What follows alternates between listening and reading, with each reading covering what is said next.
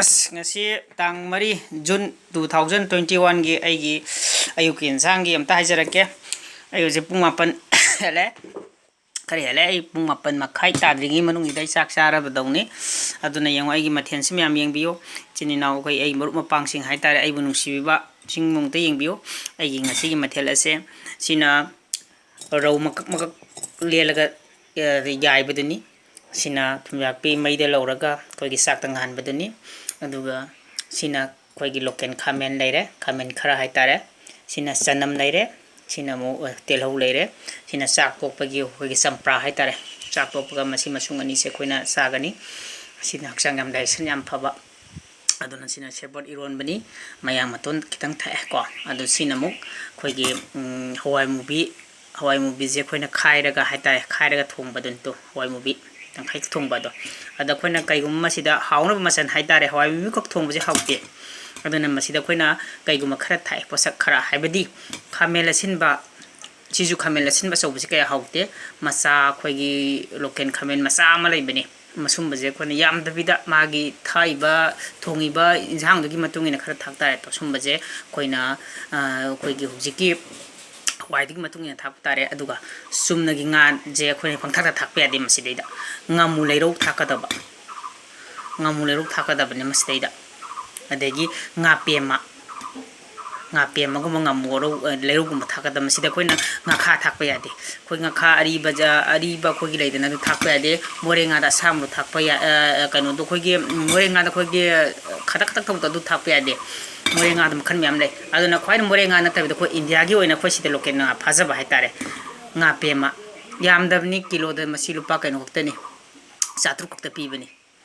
mase kilo da nga pem pa satru kokta pi bani nga mujini kilo da kya pi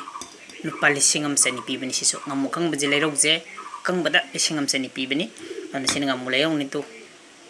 mayam adum ubiramani to phaja namjarake to nga mu aro bani ado ai saksi leijare aduna mayam ai je saram daida samaina khakha sabi ba matam chana sak sabi ba matam chana thabak su ba sen taninge haiduna su maram chadana sen tan bi ba adegi pangsu da su baji su hojiki di nungai ba yai tungda khoigi haksang da adegi kari gumba da tum effected haiba masum lakani aduna khoina hingi matam di nungsu nungai ga da bani adegi sen su tan ga da bani sa su sa ga da bani adu matam timing haiba khak lei masi chang naina sabi ba thakpi ba adoi ta ga haksang da sungai oide khoina siba ta su matam chana sigani hoi hojik mi oi bena hoji siri ba aduna siri adana siri hairi je khoina matam chana saksa da matam chana khoi thabai khang tawda khoi ji thabak suri ne khoi ji hoji noi thabak su da malang ne khoi je horen pung kya nungdang warang gi pung ahum makhai pung mari gi sida khoi maning chakani hawai makhong sengani amma tawani loi tawani thabukti ya wana subadi ade thabuk ya wana suba hebse ngasi sen chawna phangani magi punsi ta khaim kakani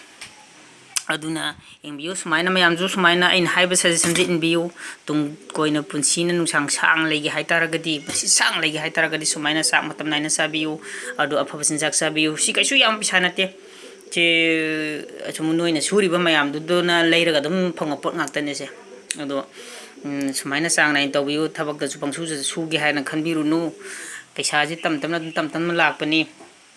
tamna su tamna khaji ka yam henna chopna talu no paisa do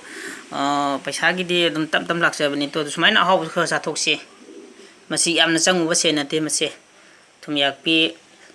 adegi rau leiro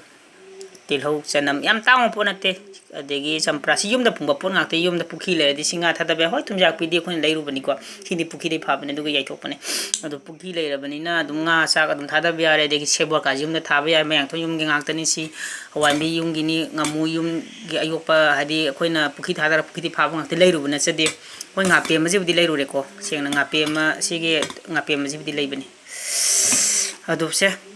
Sampraji di yumda pan bani sampraji su yumda pan bani yumda dum pale hoji si tambado khar tambana dum mahi am homil le hau phaw hai tare maning tha bani pambi hungok thaja bani ai sajarage mayam yeng aina sar mayam pinbiu pilu haibadi mayam jisu ai dongna tawbiraga haidi haksang phana leibiu haijabani da thamjarage